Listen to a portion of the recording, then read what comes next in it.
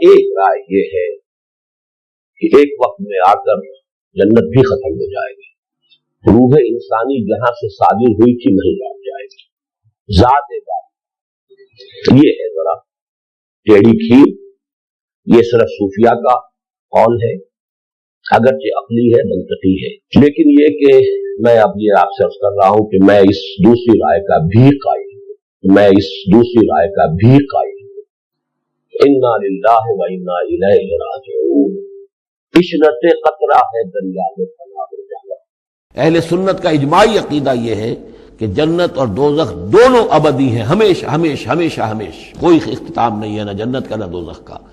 لیکن امام ابن تیمیہ رحمہ اللہ اور شیخ اکبر جو صوفیاء کے ہیں، شیخ ابن عربی، اگرچہ ان دونوں میں بڑی بود ہے بہت سی چیزوں کے اندر، اور امام ابن تیمیہ جو ہے وہ بہت ہی سخت تنقید کرتے ہیں اور سخت الفاظ استعمال کرتے ہیں شیخ ابن عربی کے لیے، محی الدین ابن عربی، لیکن یہ کہ اس معاملے میں ان دونوں کی رائے ایک ہے، اور وہ یہ ہے کہ جنت تو ابدی ہے، دوزخ ابدی نہیں ہے۔ ایک وقت آئے گا، چاہے وہ ارب سال کے بعد آئے، وہ ابد ہمارے اعتبار سے ابدی ہو، ہمارے اعتبار سے انفائنائٹی ہوگا، لیکن یہ کہ ایک وقت آئے گا کہ جہنم ختم ہو جائے گی، یہ ان کی رائے ہے، واللہ اعلم۔ یا جنت میں وائی فائی ہوگا، سب کچھ ہوگا بھائی، کسی آدمی کے وہم و گمان میں بھی وہ چیزیں نہیں گزری جو اللہ اسے جنت میں دے گا۔ بھیا سب کی اپنی اپنی چھوٹی چھوٹی خدائیاں ہوں گی، اب اس سے زیادہ کیا چاہیے؟ بھیا سب کی اپنی اپنی چھوٹی چھوٹی خدائیاں ہوں گی، اب اس سے زیادہ کیا چاہیے؟ بھیا سب کی اپنی اپنی چھوٹی چھوٹی خدائیاں ہوں گی، اب اس سے زیادہ کیا چاہیے؟ اپنی خدائی ہوگی نا، یہ ہو جائے یہ نہ ہو، اپنی خدائی ہوگی نا، یہ ہو جائے یہ نہ ہو، اپنی خدائی ہوگی نا، یہ ہو جائے یہ نہ ہو۔ کیا جہنم اور جنت ابدی ہیں مسلمان اور کافر کے لحاظ سے؟ دیکھیں قرآن کا جو اسلوب ہے وہ تو بالکل یہی بتا رہا ہے کہ جنت اور جہنم ابدی ہے۔ اختلاف جو پایا جاتا ہے وہ دوزخ کے کیس میں ہے، اور وہ بھی قرآن میں نہیں ہے، چند علماء کی رائے ہے۔ اس میں ٹاپ آف لسٹ صوفیوں کے امام جو محی الدین ابن عربی ہیں، اور سلفی اہل حدیث وہابیوں کے امام ابن تیمیہ، حالانکہ دونوں بالکل 180 ڈگری عقیدے رکھتے ہیں۔ ابن تیمیہ تو محی الدین ابن عربی کو مسلمان بھی نہیں سمجھتے، آپس میں ان کے 200 سال کا فرق ہے، محی الدین ابن عربی پہلے ہیں، ابن تیمیہ بعد میں آئے، لیکن اس کے باوجود دونوں کا یہ نظریہ ہے کہ ایک نہ ایک دن جہنم ختم کر دی جائے گی۔ اہل سنت کا اجماعی عقیدہ یہ ہے کہ جنت اور دوزخ دونوں ابدی ہیں، ہمیشہ ہمیشہ ہمیشہ ہمیشہ، کوئی اختتام نہیں ہے نہ جنت کا نہ دوزخ کا۔ لیکن امام ابن تیمیہ رحمہ اللہ اور شیخ اکبر جو صوفیاء کے ہیں، شیخ ابن عربی، اگرچہ ان دونوں میں بڑی بود ہے بہت سی چیزوں کے اندر، اور امام ابن تیمیہ جو ہے وہ بہت ہی سخت تنقید کرتے ہیں اور سخت الفاظ استعمال کرتے ہیں شیخ ابن عربی کے لیے، محی الدین ابن عربی، لیکن یہ کہ اس معاملے میں ان دونوں کی رائے ایک ہے، اور وہ یہ ہے کہ جنت تو ابدی ہے، دوزخ ابدی نہیں ہے۔ ایک وقت آئے گا، چاہے وہ ارب سال کے بعد آئے، وہ ابد ہمارے اعتبار سے ابدی ہو، ہمارے اعتبار سے انفائنائٹی ہوگا، لیکن یہ کہ ایک وقت آئے گا کہ جہنم ختم ہو جائے گی، یہ ان کی رائے ہے، واللہ اعلم۔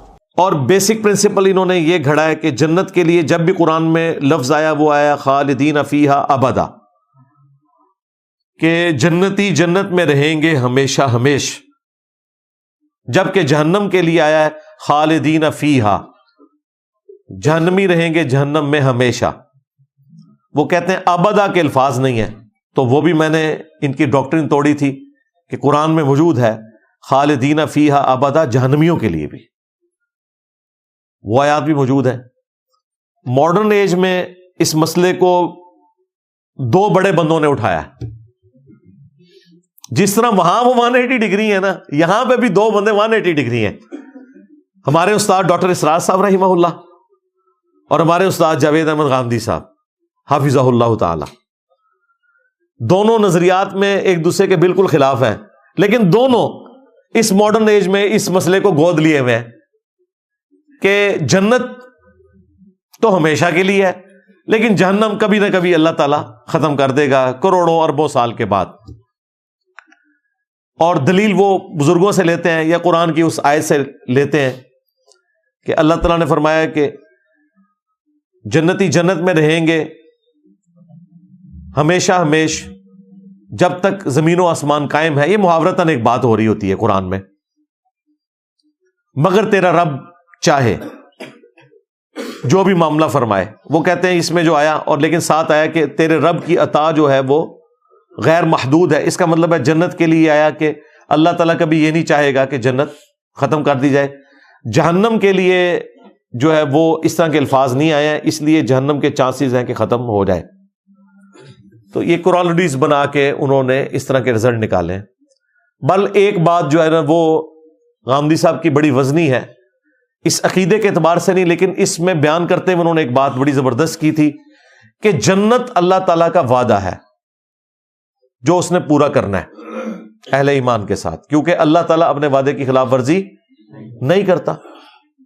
اور یہ بات قرآن میں بار بار اس لیے ریپیٹ ہوئی کہ دنیا میں ایسا ہو جاتا ہے کہ کسی شخص کو اس کی محنت کا پھل نہ ملے, تقدیر غالب آ جائے اور رزلٹ بالکل اپوزٹ آ جائے. آخرت میں ایسا نہیں ہوگا کہ دنیا میں کسی شخص نے صحیح عقیدہ رکھا, اچھے اعمال کیے اور رزلٹ اپوزٹ آ گیا. اگر ریاکاری کی, شرک کیا, وہ تو ظاہر دنیا میں ہی پتا ہے کہ اس کا کوئی اجر نہیں ملنا. اس لیے اللہ تعالیٰ آخرت کے بارے میں کہتا ہے کہ وہاں پر بیڈ لک نہیں ہوگی کسی کے ساتھ. دنیا میں بیڈ لک ہو سکتی ہے کیونکہ دنیا میں اللہ تعالیٰ نے قانون ابتلا رکھا ہوا ہے, یعنی آزمائش کے ساتھ جوڑا ہے. کسی کو دے کے اللہ آزماتا ہے, کسی سے لے کے. آخرت میں ایسا نہیں کرے گا کہ ہاں تو بڑا اچھا تھا دنیا میں, میں بڑا خوش ہوں لیکن جہنم میں تجھے پھینکتا ہوں. ایسا نہیں ہوگا. دنیا میں ہو سکتا ہے کہ ہاں بڑی تم نے اچھی محنت کی, تم ڈیزرو تھے, لیکن تم پہ میں یہ امتحان ڈالوں گا کہ اس دفعہ تمہارے ساتھ یہ ہو جائے گا, این پیپروں میں بیمار ہو جاؤ گے, ایکسیڈنٹ ہو جائے گا, پیپر رہ جائیں گے. یہ آزمائش ہوگی. اسی لیے اللہ تعالیٰ کو قرآن میں بار بار یہ اعلان کرنا پڑا کہ اللہ تعالیٰ اپنے وعدے کی خلاف ورزی نہیں کرتا, کہ کوئی شخص اس وسوسے کا شکار نہ ہو جائے کہ جس طرح دنیا میں بیڈ لک ہوئی تھی کہیں آخرت میں بھی نہ ہو جائے. آخرت کے معاملے میں بیڈ لک نہیں ہونی. جو شخص بھی اپنے رب کے ساتھ کمیٹڈ رہا ہے, آخرت کی ہمیشہ کی کامیابیاں اس کا مقدر ہونے والی ہیں انشاءاللہ تعالیٰ. یہ بات یاد رکھیے گا. بل غامدی صاحب نے اس کے ساتھ ایک چیز ایڈ کی کہ جنت تو اللہ کا وعدہ ہے لیکن جہنم اللہ کا وعدہ نہیں ہے, وہ اللہ کی وعید ہے. اگر اللہ تعالیٰ جنت نہیں دیتا نا تو وعدہ خلافی کرتا ہے. جو وعدہ خلافی کرتا ہے وہ خدا نہیں, اور جو خدا ہے وہ وعدہ خلافی نہیں کرتا. جو جھوٹ بولے وہ خدا نہیں, اور جو خدا ہے وہ جھوٹ نہیں بول سکتا. لیکن جہنم وعدہ نہیں ہے کہ جو یہ کرے گا میں اسے جہنم دوں گا انشاءاللہ, اس میں وہاں اس کا بڑا اکرام ہوگا, بلکہ وہ اللہ کی دھمکی اور وعید ہے. تو وہ تو اس کا اختیار ہے کہ ٹھیک ہے تو قابل تو اس کے تھا لیکن چل تجھے معاف کیا. اب اس میں تو اللہ کو کوئی نہیں پوچھ سکتا, نہ وعدہ خلاف کہہ سکتا ہے, کیونکہ وہ اپنے کسی وعدے سے پیچھے نہیں ہٹا. جو سزا دینی تھی وہ اس نے معاف کر دی. ہاں جو انعام دینا تھا اس سے اگر پیچھے ہٹتا ہے تو وعدہ خلافی کرتا ہے, وہ خدا نہیں رہتا پھر. اس لیے وہاں پہ تو ایسا نہیں ہوگا. لیکن یہ تو اس کا اختیار ہے نا. ہم تو یہ کہیں گے کہ اس کا تو یہ بھی اختیار ہے کہ وہ کسی کے لیے جنت یا جہنم کا فیصلہ کرے, لیکن اس میں اگر ہم اس لیول پہ آگے چلے گئے تو پھر اس میں عقیدہ کفر بھی شامل ہو جائے گا. یعنی اگر کوئی شخص یہ کہے کہ اللہ تعالیٰ چاہے تو موسیٰ علیہ السلام کو دوزخ میں اور فرعون کو جنت میں بھیج دے, نعوذ باللہ, تو یہ کلمات کفر ہے. اس کے لیے پتہ کیا بولا جائے گا, یہ محال ہے. اس میں یہ سوال بھی نہیں ہوگا کیا یہ اللہ کی قدرت سے باہر ہے. بھئی قدرت کا سوال ہی نہیں ہے. کوئی بھی نٹوریس چیز اللہ کی قدرت میں داخل ہی نہیں ہے. کیا اللہ کوئی ایسا پتھر بنا سکتا ہے جسے خود نہ اٹھا سکے؟ اب اس سوال کا آپ کیا جواب دیں گے؟ اس کا جواب ہے محال ہے. کیونکہ اگر آپ کہتے ہیں نا کہ ہاں وہ ایسا پتھر بنا سکتا ہے جسے خود نہ اٹھا سکے, تو ایک مسئلہ تو آپ نے حل کر دیا کہ اس نے پتھر بنا لیا. تو جو خدا پتھر ہی نہ اٹھا سکے وہ ان اللہ علی کل شیء قدیر کیسے ہوا؟ دوسرا مسئلہ پھنس جائے گا. تو یہ فلسفیانہ سوالات تھے. یہ جب معتزلہ کے زیر اثر خلیفہ مامون الرشید کے دور میں عباسیوں نے فلسفے کی کتابیں عربی میں ٹرانسلیٹ کی نا, اس وقت یہ بحثیں پھر شروع ہوئیں, عقلی بحثیں.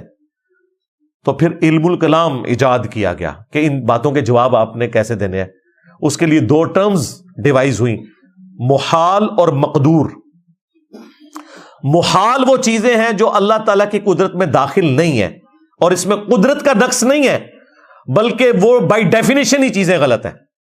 کیا اللہ اپنے ساتھ کا کوئی اور خدا پیدا کر سکتا ہے؟ اس کا جواب اگر آپ دیں گے ہاں, تو جب ایک اور خدا پیدا ہو گیا تو توحید کی نفی ہو گئی.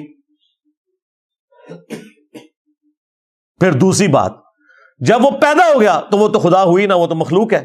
خدا کی تو ڈیفینیشن ہے لم یلد ولم یولد.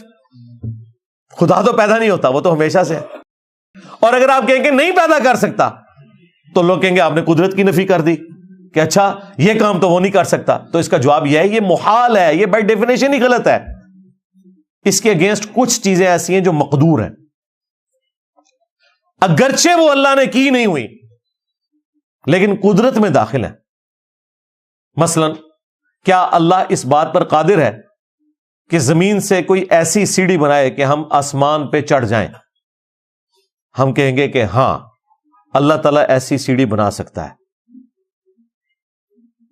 اگلا سوال وہ کرے کہ وہ سیڑھی کی طرح، ہم کہیں گے بنائی نہیں ہے، لیکن بائی ڈیفینیشن ان اللہ علی کل شیء قدیر کے تحت وہ اس چیز کے اوپر قادر ہے. اگرچہ وہ کام ابھی اس نے نہیں کیا لیکن قدرت میں داخل ہے. کیا اللہ تعالیٰ اس بات کے اوپر قادر ہے کہ بغیر شادی کے کسی عورت کو اولاد دے دے؟ ہم کہیں گے بالکل یہ بات مقدور ہے. اگرچہ عیسیٰ ابن مریم کے سوا کوئی اگزامپل نہیں ہے اور نہ قیامت تک کوئی اگزامپل ہوگی، ورنہ میں بتا دی جاتی. لیکن مقدور ضرور ہے، چاہے تو وہ کر سکتا ہے. بانج عورت کو اولاد پاسبل نہیں ہے، لیکن کیا اللہ تعالیٰ دے سکتا ہے؟ ہم کہتے ہیں ہاں مقدور ضرور ہے، اس کی قدرت میں داخل ہے، لیکن ایسا کرے گا نہیں وہ، سوائے یہ کہ حضرت زکریا علیہ السلام کو یحییٰ علیہ السلام مل گئے. باقی عموماً یہ اللہ تعالیٰ کا طریقہ نہیں ہے. یا وہاں پہ حضرت سارہ کے لیے حضرت اسحاق پیدا ہو گئے، لیکن یہ چیز مقدور ضرور ہے، چاہے تو کر سکتا ہے، لیکن عموماً دنیا کا قانون اس کے ساتھ اللہ نے نہیں جوڑا ہوا. کیا اللہ تعالیٰ یہ کر سکتا ہے کہ کسی کو آگ میں پھینکا جائے اسے آگ نہ کھائے؟ ہم کہتے ہیں ایسا ہوتا نہیں ہے، لیکن یہ اس کی قدرت میں داخل ہے. ایک دفعہ اس نے کیا ہے ابراہیم علیہ السلام کے لیے. جنرل رول پھر بھی نہیں ہے وہ، یہ ذہن میں رکھیے گا. لیکن جنرل رول نہ ہونے کے باوجود محال نہیں ہے، مقدور ہے. اگرچہ وہ نہ کرے تب بھی مقدور ہے، یعنی قدرت میں داخل ہے کہ وہ ایسا کر سکتا ہے. بس یہ ٹوٹل جو ہے جی فلسفہ علم الکلام یہ ہے جو میں نے آپ کو بیان کر دیا، جو یہ کئی سال بیچارے پڑھتے رہتے ہیں. پھر بھی آپ ان سے جا کے آج بھی اپنے ویسے چیک کرنے سے اپنے مفتیوں پوچھنا محال اور مقدور کیا ہوتے ہیں. یہ لفظ بھی کئی مفتیوں نہیں یہ پتا ہوتے. وہ جو تخصص فی التفسیر، تخصص فی الفقہ، اس میں جو کوئی تخصص کو زیادہ کر جائے نا اس کو پتا ہوتا ہے. عام جو درس نظامی ہے نا اس میں یہ بحثیں نہیں پڑھائی جاتی. لیکن یہ ایسی بحثیں ہیں کہ جو کسی زمانے میں مسلمانوں کی ضرورت رہی ہے، کیونکہ اس وقت فلسفی مد مقابل آ گئے تھے تو ان کو سیٹسفائی کرنا تھا. پھر اس میں پھر غلوب بھی ہوا، اللہ تعالیٰ کی صفات کے بارے میں، ذات کے بارے میں، اسماء و صفات کے مسئلے نکلے. یہ جو آپ کو اہل حدیث اٹھاتے ہیں وہ یہ جہمیہ ہے جی، یہ مجسمہ ہے. استواء علی العرش کا کیا مسئلہ ہے؟ کیا اللہ تعالیٰ عرش کے اوپر بیٹھا ہوا ہے؟ عرش کی اور اللہ کی کیا نسبت ہے؟ اب یہ وہ ٹیکنیکل بحث ہیں جن کا جواب صرف ایک ہے، لیس کمثلہ شیء وہو السمیع البصیر. اللہ کی مثل ہو ہی کوئی نہیں سکتا، وہی سننے والا دیکھنے والا ہے. جب اس کی مثال بیان ہی نہیں ہو سکتی، لہٰذا یہ کوئی نہیں کہہ سکتا کہ اللہ اپنے عرش پہ ویسے ہے جیسے میں اپنی کرسی پہ ہوں. مثال آپ بیان نہیں نہ کر سکتے، کیونکہ میں تو مخلوق ہوں. مخلوق کی تو مثال ہو سکتی ہے، خالق کی مثال نہیں. قرآن میں ہے اللہ کی پنڈلی، اب اس سے کیا مراد ہے؟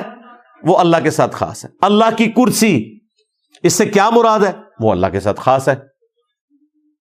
اللہ کی آنکھیں، اللہ کے ہاتھ، کیا ہم اس طرح مثال بیان کر سکتے ہیں؟ نعوذ باللہ نہیں.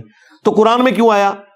بخاری مسلم میں کیوں آیا؟ بھائی اس لیے آیا کہ انسان کو سمجھانے کے لیے ریزیمبلنس والی بات کرنی پڑتی ہے، اور اسی کو کہا جاتا ہے عربی زبان میں متشابہات. ریزیمبلنس والی چیزیں، ملتی جلتی چیزیں. جس طرح حوروں کے تصور کے لیے دنیا میں اللہ تعالیٰ نے عورت کی آزمائش رکھ دی، جنت کے پھلوں کے تصور کے لیے دنیا میں پھل رکھ دیے. لیکن اگر کوئی شخص یہ کہے کہ وہ جو جنت کے پھل ہیں وہ ویسے ہوں گے جس طرح ہمارے یہ والے پھل ہوتے ہیں، نہیں نہیں نہیں، جنت کی تو مثال بیان ہی نہیں کی جا سکتی، صرف اس لیے کہ یہاں پہ آپ کو ایک دھندلا سا تصور آئے. اور اسی کو اللہ تعالیٰ نے سورہ آل عمران کی آیت نمبر 7 میں بیان کیا ہے کہ قرآن کی آیات دو قسم کی ہیں. ایک وہ آیات ہیں جو محکمات ہیں اور وہ کتاب کی اصل ہیں. یعنی وہ کیا ہے؟ نماز پڑھو، شرک نہ کرو، ماں باپ کے ساتھ اس نے سلوک کرو، بدکاری سے بچو. جو جو اللہ تعالیٰ نے حکم دیے ہیں یا جن نافرمانی کے کاموں سے روکا ہے، یہ تمام ہے محکمات، اللہ کی طرف سے حکم. اور اللہ نے کہا کہ یہ کتاب کی اصل ہے. اور ساتھ ہی فرمایا دوسری ہے متشابہات، جن پہ صرف تم نے ایمان لے کے آنا ہے. ان کی تفصیلات اللہ کے ساتھ خاص ہیں. اور اہل علم بھی یہی کہتے ہیں کہ یہ سب کچھ ہمارے رب کی طرف سے، ہم سب پہ ایمان لاتے ہیں. اور ان کی جو معاملات ہیں، ان کی تفصیلات اللہ کے سپرد ہم کرتے ہیں. لیکن ساتھ یہ ہے کہ جن لوگوں کے دلوں میں ٹیڑھ پن ہے وہ متشابہات کے پیچھے پڑ جاتے ہیں. حالانکہ متشابہات کا علم تو اللہ تعالیٰ کے ساتھ ہے، لیکن جو علم میں راسخ لوگ ہیں وہ کہتے ہیں یہ سب کا سب ہمارے رب کی طرف سے ہے، ہم اس پہ ایمان لاتے ہیں. ہم بس اتنا ہی کہیں گے کہ ربنا لا تزغ قلوبنا بعد اذ ہدیتنا وہب لنا من لدنک رحمہ انک انت الوہاب. اے رب ہمارے دلوں کو ٹیڑھا نہ کرنا بعد اس کے کہ تو نے ہمیں ہدایت عطا فرمائی، اور ہمیں اپنے پاس سے رحمت عطا فرما اے عطا فرمانے والے، آمین. اور بخاری مسلم میں الفاظ ہیں، تم دیکھو کہ جو شخص متشابہات کے پیچھے پڑا ہے تو سمجھ لو یہ وہی شخص ہے کہ جس کے دل کے ٹیڑھا ہونے کا ذکر اللہ نے اپنی کتاب میں کر دیا. اور یہاں متشابہات کے پیچھے لوگ پڑے ہوئے ہیں.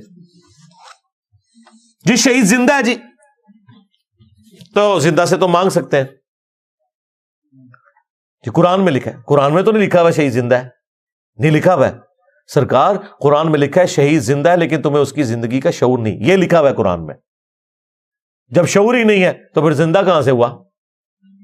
اس کا مطلب ہے یہ والا زندہ نہیں، وہ آخرت کی زندگی میں ہے. وہ بیسیکلی جہاد اور قتال کے لیے اللہ تعالیٰ ابھار رہا تھا کہ جو لوگ کہہ رہے ہیں نا یہ بھائی اگر جنگ میں نہ جاتے تو نہ قتل ہوتے، تو اللہ تعالیٰ فرما رہا ہے انہوں نے تو ہمیشہ کی زندگی حاصل کر لی آخرت کی، لہٰذا جو لوگ اللہ کی راہ میں مارے جائیں انہیں مردہ نہ کہو، وہ اللہ کے حضور زندہ ہے، اللہ انہیں رزق بھی دیتا ہے. یہ مطلب نہیں کہ دنیا میں زندہ ہے، ورنہ نبی علیہ السلام غزوہ احد کے موقع پہ جو امیر حمزہ شہید ہو گئے تھے، خیبر کے موقع پہ امیر حمزہ کو ہی بلا لیتے، قبر سے نکال کے ساتھ لے جاتے.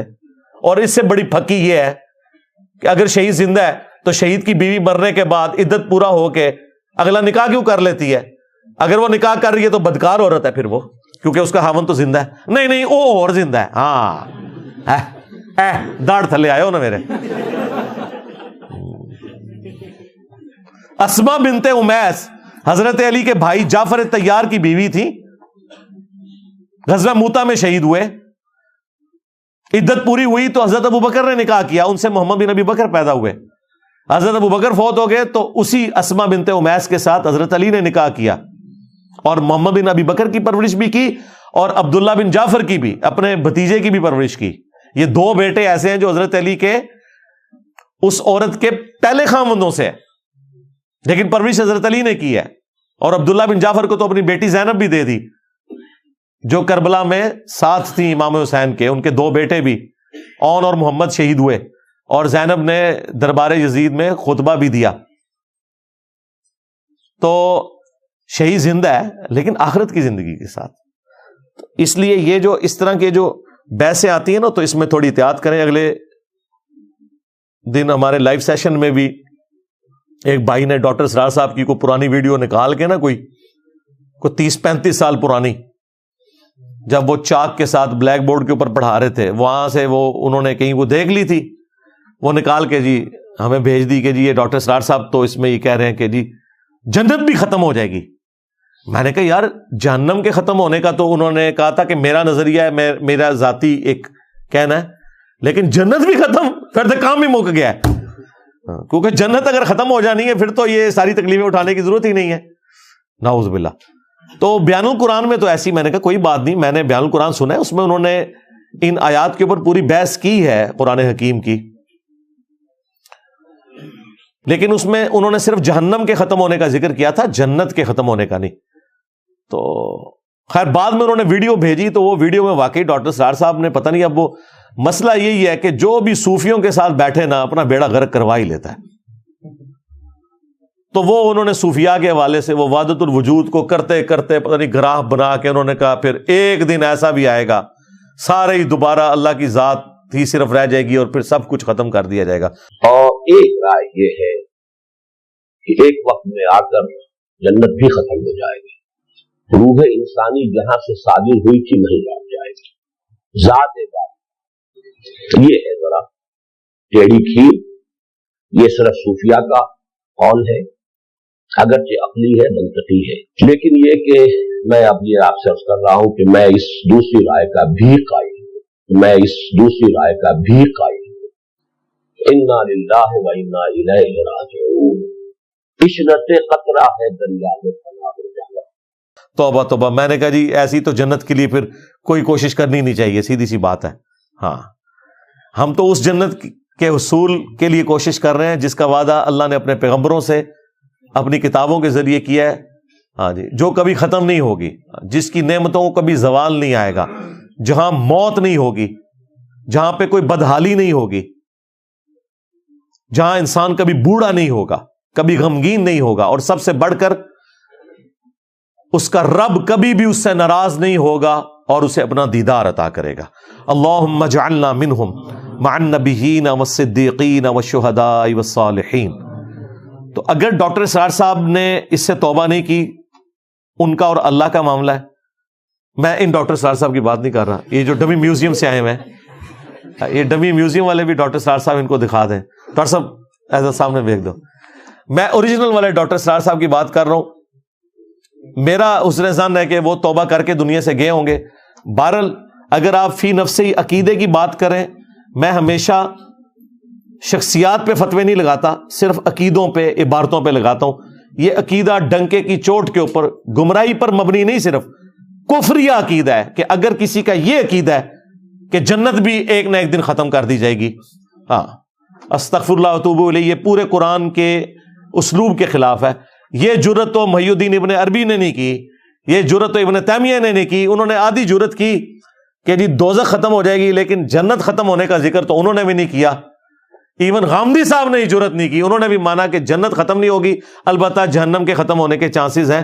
لیکن یہ جنت ڈاکٹر صاحب ساڑھی جنت بھی ختم کرو ہوئے سن, اور ڈاکٹر صاحب کا قصور نہیں ہے. جو بھی صوفیوں کے ساتھ لگے, صوفی بیڑا غرق کرواتے ہیں, کیونکہ یہ بیٹھ کے ضرب تقسیمیں لگاتے ہیں. ان کا جو سورس آف نالج ہے وہ قرآن و سنت نہیں ہوتا. یہ اللہ کی محبت میں بھی غلوف کرتے ہیں, یہ یاد رکھیے گا. صرف نبیوں کی محبت میں غلوف کرنا حرام, شرک یا کفر نہیں ہے, اللہ کی محبت میں غلوف کرنا بھی کفر ہے.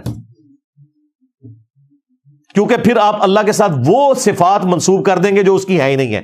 مجھے بتائیں, جنہوں نے وحدت الوجود کا یہ نظریہ دیا, یہ پوری کائنات اللہ کے وجود کا حصہ ہے, تو کیا یہ اللہ کی نفرت میں انہوں نے کہا یا اللہ کی محبت میں؟ اللہ کی محبت میں. انہوں نے کہا ہم مان ہی نہیں سکتے اللہ کے سوا کوئی وجود ہے. تو اس کا الٹیمیٹ نتیجہ یہ تھا کہ انسان بھی رب ہے, ہاں درخت بھی رب ہے, گھوڑا بھی رب ہے, اسی کے جز کے ٹکڑے ہیں یہ سارے. یہی پینتھیزم کا عقیدہ ہندوؤں کے ہاں بھی آیا, ہماؤست, اور وحدت الوجود کی بگڑی بھی شکل یہاں پہ بھی آئی. اگرچہ بعض صوفیاء اس کی تعویل کرتے ہیں جی ہم یہ والا وحدت الوجود مراد نہیں رہتے.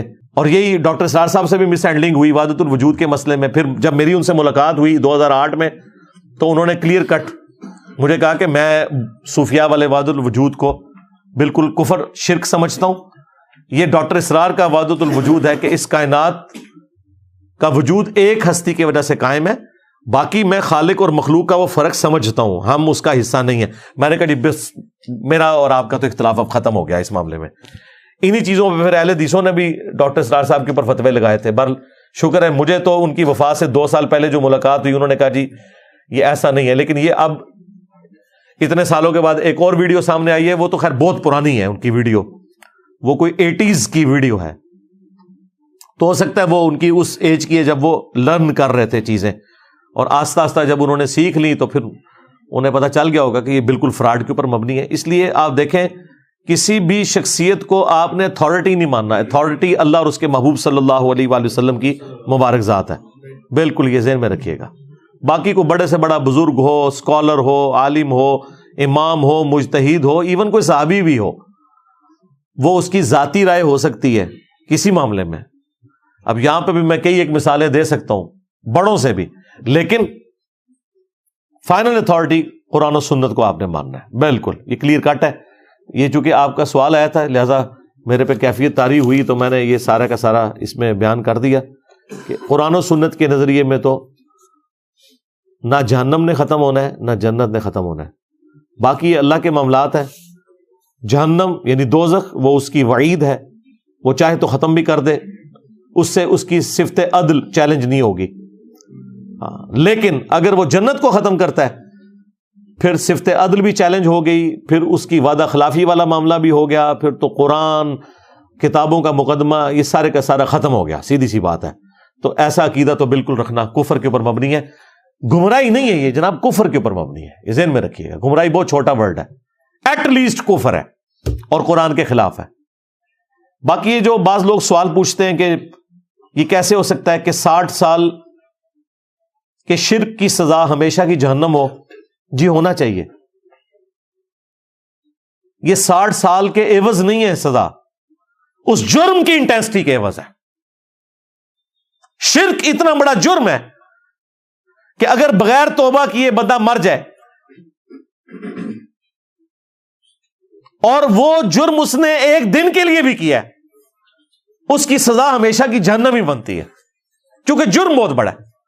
باقی یہ جو ہم سوچتے ہیں نا کہ کہیں ظلم تو نہیں لازم آ رہا، اللہ کی صفت عدل تو چیلنج نہیں ہو رہی، یہ اللہ کو پتا ہے کہ اس شخص کو اللہ نے کیا حالات و واقعات دیے تھے اور وہ مکاری کرتا رہا، اس نے حق قبول نہیں کیا.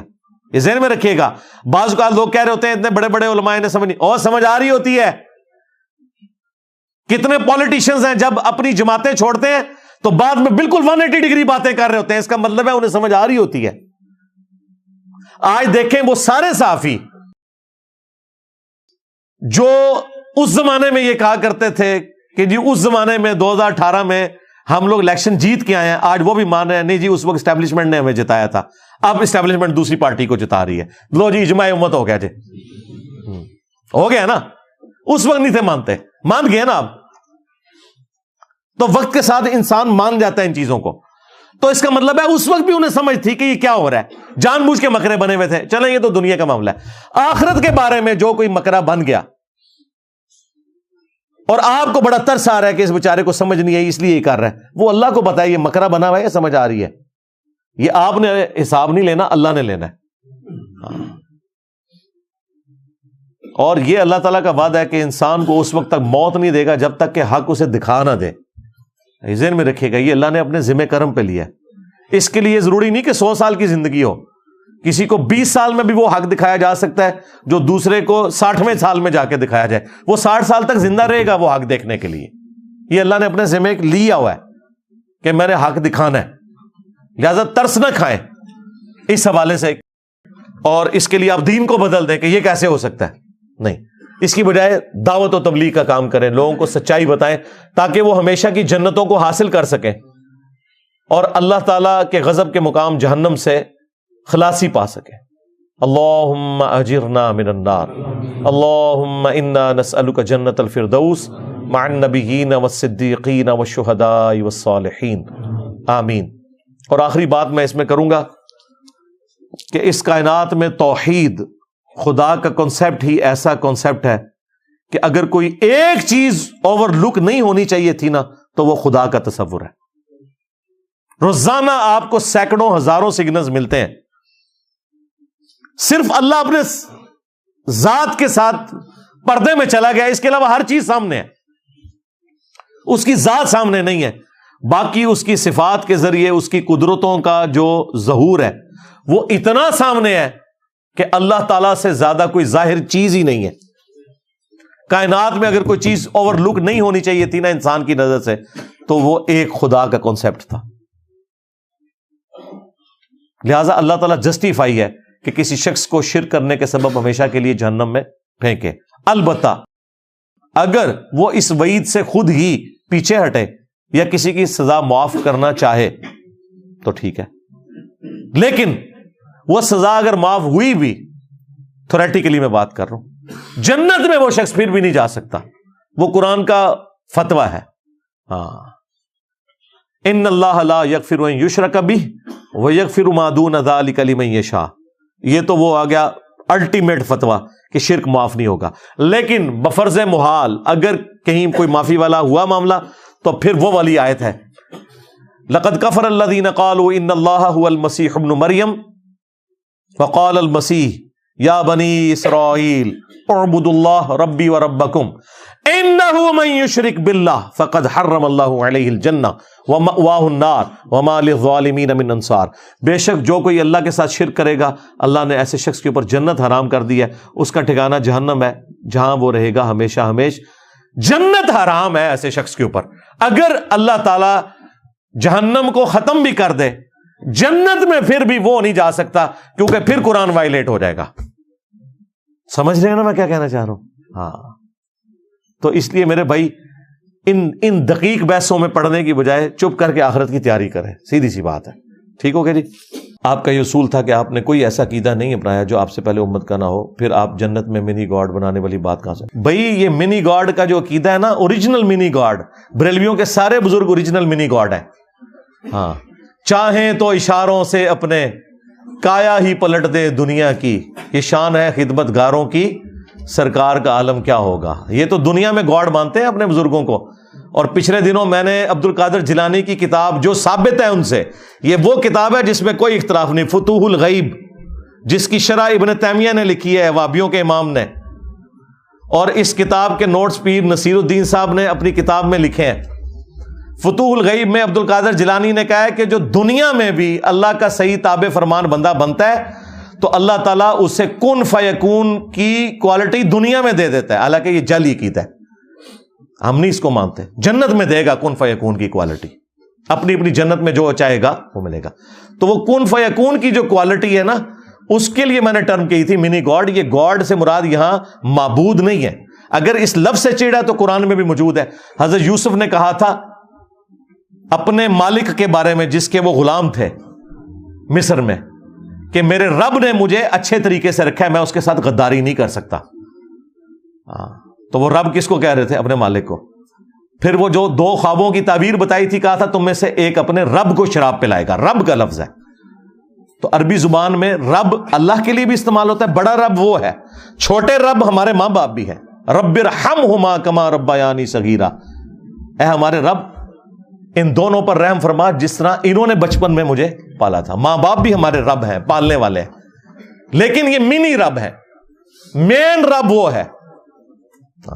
लेकिन ये रब माबूद के मानों में नहीं है, माबूद एक ही है। और ये जो मिनी गॉड की जब मैंने बात की थी, मैंने उस वक्त भी कहा था खालिक और मखलूक का फर्क। जब मखलूक हो गया तो फिर रब तो ना रहा वो वाला।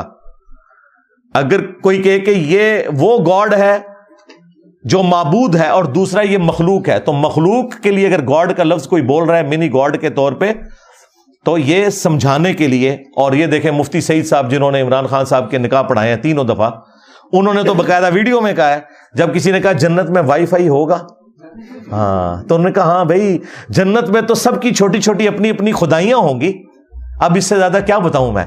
या जन्नत में वाईफाई होगा, सब कुछ होगा भाई। किसी आदमी के वहमो गुमान में भी वो चीज़ें नहीं गुजरी जो अल्लाह उसे जन्नत में देगा। भैया सबकी अपनी अपनी छोटी छोटी खुदाइयाँ होंगी, अब इससे ज़्यादा क्या चाहिए। भैया सबकी अपनी अपनी छोटी छोटी खुदाइयाँ होंगी, अब इससे ज़्यादा क्या चाहिए। भैया सबकी अपनी अपनी छोटी छोटी खुदाइयाँ होंगी, अब इससे ज़्यादा क्या चाहिए। अपनी खुदाई होगी ना, ये हो जाए ये ना हो, अपनी खुदाई होगी ना, ये हो जाए ये ना हो, अपनी खुदाई होगी ना, ये हो जाए ये ना हो। हाँ, अब वो क्लिप हमारे स्टूडेंट्स की आंखों से फिर छुप नहीं सका, आ गया। देखिए जो जो ये मेरे ऊपर हमला करते हैं ना, अल्लाह ताला किसी ना किसी की जुबान पे जारी कर देता है। वाबियों के मौलवी ने नहीं बोला कि जब कभी भी कोई नबी किसी उम्मत में गया तो वहां के जो मुशरिक होते थे वो कहते थे कि हमने क्या दाढ़ी और सर के बाल धूप में सफेद किए हैं, ये कल का छोकरा आके हमें समझाएगा। दुनिया में आने वाले हर पैगंबर के साथ उसकी कौम ने जो पहला एतराज किया बुनियादी, वो यही था कि हमारे बाप दादा पागल थे, उन्होंने क्या दाढ़ियां धूप में सफेद की थी, क्या उनको कुछ पता नहीं था। ये कल का छोकरा आकर हमें ये समझाने लगा है दीन, ये कल का छोकरा आकर हमें ये समझाने लगा है दीन, ये कल का छोकरा आकर हमें ये समझाने लगा है दीन। 1,24,000 अंबिया के बारे में उसने ये मिसाल बयान की। اور ظاہر کافروں کے ریفرنس سے بیان کی. کافر تو انبیاء کو پتہ نہیں کیا کچھ کہتے تھے. حضرت عیسیٰ ابن مریم کو یہودی آج تک کہتے ہیں out of wedlock, son of man بولتے ہیں. سیدہ مریم کو وہ بدکار عورت کہتے ہیں نعوذ باللہ. یہ تو قرآن میں بھی لکھا ہوا ہے, لیکن وہ ان کی گندگی ہے نا. جب ہم اس کو کوٹ کریں گے تو ہم تو نہیں نقل کفر نباشد. اب وہ سارے وہابیوں کو سانپ سونگ گیا. میں نے ایک جگہ جملہ بولا تھا ساری اس گندگی کو جمع کرتے ہوئے, تو انہوں نے کہا جس نے کہہ دیا جی کل کا چھوکرا. تو کافروں کے ریفرنس سے بات کی تھی. تو جو یہ اس طریقے سے حملہ کرتے ہیں ان کے اوپر الٹا پڑ جاتا ہے. تو منی گاڈ انہوں نے بات کی تھی, میں تو عبد القادر جیلانی دنیا منی گاڈ پہ کہنا ہے. تو یہ معبود اور عابد وہ فرق اپنی جگہ, ان معنوں میں خدا ایک ہی ہے. ویسے خدا کا لفظ فارسی میں ملاح کے لیے بھی استعمال ہوتا ہے. کشتی کا جو ملاح ہے اسے کہتے ہیں نا خدا. پتہ ہے آپ کو اردو زبان میں ناؤ خدا, ناؤ کہتے ہیں کشتی کو, خدا کہتے ہیں ملاح کو. فارسی زبان میں خدا کا لفظ اس لیے بھی استعمال ہوتا ہے جس طرح کشتی کا چلانے والا ملاح وہ کشتی کا خدا ہے, اس طرح اس کائنات کا چلانے والا اس کو بھی ہم خدا ہی کہتے ہیں. لیکن فرق ہے. نبی الاسلام کے بارے میں قرآن میں ہے بالمؤمنین رؤوف الرحیم. تو رؤوف الرحیم تو اللہ ہے, نبی کہاں سے رؤوف الرحیم ہو گئے؟ ہاں, اللہ ہے الرؤوف الرحیم, اور نبی اللہ کی اطاعت سے رؤوف اور رحیم ہے, وہ الرؤوف الرحیم نہیں ہے. تو یہ لنگوسٹک کا فرق ہے. ٹھیک ہے, تو الحمدللہ یہ جو میں نے عقیدہ بتایا اس کے اوپر بھی اجماع ہے الحمدللہ کہ جنت میں ہر مؤمن اللہ تعالیٰ اسے اپنی کن فیکون والی کوالٹی بھی دے گا اپنے دائرے کے اندر. ظاہر الٹیمیٹ تو صرف اللہ کی ہے. دوسری, اللہ کو موت نہیں آئے گی, انسان کو بھی موت نہیں آئے گی. یہ وہ کوالٹی ہے جو اللہ اور بندے کی کامن ہو جائے گی. لیکن خالق اور مخلوق کا فرق ہے, عطائی اور ذاتی کا فرق ہے, لیکن کوالٹی بہت بڑی ہے. یہ ذہن میں رکھیے گا. آپ کو اس کا ٹیسٹ کیا فیل کریں, میں ایک میری کلپ دیکھیں. یہ تو ٹاپک میں نے کچھ اور تھا, منی گاڈ کی جو ٹرم آئی, یہ ٹرم اس وجہ سے آئی تھی میں اللہ سے کیوں محبت کروں, وائی آئی لو گاڈ. بیسیکلی میں اس کو ایڈریس کر رہا تھا, اس میں نے چیز. تو اللہ کے فضل سے میں نے اس کو جس طریقے سے ایڈریس کیا ہے, کوئی بھی اس طریقے سے اس مقدمے کو پیش نہیں کر سکتا کہ میں خدا سے محبت کیوں کروں. ہم جو کچھ بھی کر رہے ہوتے ہیں نا, اللہ کی محبت کی وجہ سے نہیں کر رہے ہوتے, اللہ کے ڈر کی وجہ سے کر رہے ہوتے ہیں. آج اللہ کی طرف سے اناؤنسمنٹ ہو نا کہ نماز پڑھو تو جنت ہے, نہ پڑھو تب بھی جنت ہے, لیکن چھوٹے والی, سارے نے پیکج لے لینا. حلال اور حرام میں فرق کرو گے, بڑی جنت, خوب آرام کھاؤ, خوب بدکاری کرو, شراب پیو, چھوٹی جنت. لوگ کہیں گے ٹھیک ہے جی آتے ہی جنت. یہ جو انسانیت کا قبلہ درست ہے یہ اللہ کی محبت کی وجہ سے نہیں ہے, اللہ کے خوف کی وجہ سے. ہمیں قرآن و سنت کی جتنی دھمکی ہے نا وہ اللہ کی محبت کی طرف نہیں لے کے جاتی, ہمیں ہر وقت ڈراتی رہتی ہیں کہ اگر نہ کیا تو دوزخ ہی سوٹے گا. اب یہ جذبہ آپ کا اللہ کے ساتھ محبت کا کبھی بھی ڈیولپ نہیں ہوگا. یہ کیسے ڈیولپ کرنا ہے وہ پھر میں نے بتایا تھا. ایسے ڈیولپ کرنا ہے, میں اس رب سے کیوں نہ محبت کروں جو اپنی خدائی میں اکیلا تھا, چاہتا تو اکیلا ہی رہتا, محض اپنے کرم سے مجھے پیدا کیا, اس کے بعد مجھے کہا چند سالوں کی زندگی دے, تجھے میں اپنی خدائی میں ساتھ شامل کر لوں گا, اس حوالے سے کہ تو میرا بندہ, میں تیرا رب ہی رہوں گا, لیکن میں بھی ہمیشہ کے لیے ہوں, تجھے بھی ہمیشہ کے لیے رکھوں گا, میرا حکم بھی چلتا ہے, جو خواہش کرتا ہوں وہ ہو جاتا ہے, تجھے بھی جنت دوں گا, اس میں جو تو خواہش کرے گا وہ تجھے ملے گی. جب آپ یہ چیز سوچتے ہیں کہ یار میں 50-60 سال کی زندگی دوں اور مجھے اربوں خربوں سال کی ہمیشہ کی زندگی میں نہ کوئی تکلیف پہنچے, نہ بڑھاپا آئے, نہ کمزوری آئے, میرا حکم بھی چلے, اور سب سے آخری جو جنتی ہے اسے بھی اس پلانٹ ارتھ سے 10 گنا بڑی جنت ملنی ہے, 10 زمینیں ملنی ہیں. بخاری مسلم میں الفاظ ہیں جو آخر میں جنت میں جائے گا.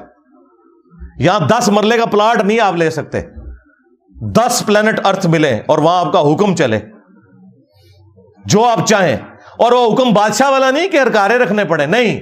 آپ خواہش کریں کہ یہاں پہ یہ درخت اگ جائے, وہ اگ جائے. آپ خواہش کریں کہ اڑن تشتری اور جہاز میرے لیے آ جائے, وہ جہاز آ جائے, اور موت بھی نہ آئے, آپ کو بڑھاپا بھی نہ آئے, نماز بھی کوئی نہیں, شریعت کی پابندی بھی کوئی نہیں.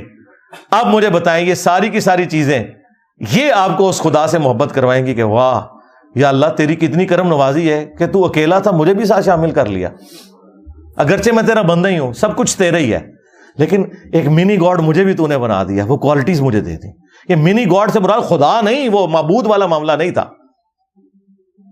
تو بریلویوں نے کہا کہ جی انجینئر صاحب نے شرک کر دیا، مجھے بڑی خوشی ہوئی کہ بریلوی تو کہتے ہیں شرک مک گیا پھر بھی انجینئر صاحب نے کر دیتا ہے، تو میں کہا ہوں شکر ہے، تو انہوں پتہ لگا شرک والے مکا نہیں۔ بریلویوں کے منہ سے میں شرک کا لفظ سنوں مجھے بہت خوشی ہوتی ہے، کیونکہ شرک ختم ہو چکا ہے، اور پھر وہ کہہ رہے ہیں انجینئر صاحب شرک کرتے ہیں، تو مجھے خوشی ہوتی ہے کہ یار شکر ہے یار شرک کا لفظ بولا تو صحیح۔ شرک سے تو مطلب تم لوگ جو ہے نا وہ ہر توحید کی چیز کو گستاخی کہہ دیتے ہو، اور شرک کا لفظ سننا تمہاری چھیڑ بان کی ہوئی ہے۔ اپنے رویے میں نرمی اور احترام لائیں۔ کچھ لوگ آپ کے سخت لہجے کی وجہ سے آپ کی دلیل کو رد کرتے ہیں، نہیں ایسا کوئی نہیں ہے، بالکل جھوٹ ہے۔ اگر کوئی ایسا کر رہا ہے تو اس کا میں آپ کو چیک کرنے کا طریقہ بتا دیتا ہوں۔ آپ اس شخص کے سامنے قرآن کی آیت اور حدیث رکھیں، آپ رکھیں میرے ریفرنس کے بغیر، انشاءاللہ وہ رد کر دے گا، تو جواب مل جائے گا آپ کو۔ ہاں بالکل، میرے رویے سے کسی کو چڑ نہیں ہے، یہ میں آپ کو بتا دوں، میرے رویے سے کوئی چڑ نہیں ہے۔ غصہ ان کو دلائل سے ہے، ہاں میں جس پیشن سے بیان کرتا ہوں اس سے غصہ ان کو اس لیے آتا ہے کہ یہ جتنے پیشن سے بولتا ہے نا، 2-4 بندے ہمارے پھڑکا دے گا یہ، اور وہ فرقے کو ہمارے چھوڑ دیں گے، اس چیز کی ان کو پیڑ ہے، انداز کی بالکل نہیں ہے۔ میں کہتا ہوں میں نے تو یہ کر لیا، آپ اس سے بہتر انداز میں خود کریں، مجھے مشورہ دیا میں نے مان لیا۔ آپ طارق جمیل صاحب کو جا کے ملیں، انہیں کہیں کہ چشتی رسول اللہ کے اوپر آپ اپنی میٹھی سی زبان سے ایک لیکچر ریکارڈ کرائیں اور تھانوی رسول اللہ کا رد کریں، اور ٹائم قیامت تک جائے ایک کرا کے دسو، تو آپ خود کریں۔ میری تو الحمدللہ زبان اس پلانٹ ارتھ پہ مجھ سے نرم بندہ ہی کوئی نہیں، جس کے سینے میں اتنے زخم ہو کہ اس امت کا جنازہ ان لوگوں نے نکال دیا ہے، تو وہ اپنی زبان سے قرآن و سنت کے دلائل کی روشنی میں سختی سے بیان نہ کریں۔ میں نے تو اعلیٰ حضرت کی طرح یہ نہیں کہا کہ دیوبندیوں کے کفر میں شک کرنے والا بھی کافر، اور یہ 1,00,000 دفعہ بھی اللہ کا نام لے ان کا ذبیحہ مردار ہی رہے گا، میں تو کبھی نہیں کہا۔ میں کہتا ہوں دیوبندیوں کے پیچھے نماز پڑھیں، ہمارے بھائی ہیں، صرف ان کی اصلاح کی کوشش کریں۔ بریلویوں کے پیچھے نماز پڑھیں، ان کی اصلاح کی کوشش کریں۔ میں نے کبھی نہیں کہا وہ ابھی سوراں دے سور کہنا انہاں بڑے دے اخلاص منگو تو بڑے بڑے لوگ ان گداواں نو خیر پا ہی دیں گے۔ چلو جی چلیے، او بھابیاں دی اذان اے تے کڑا دے اے تے سور دے سور چلو چلیے۔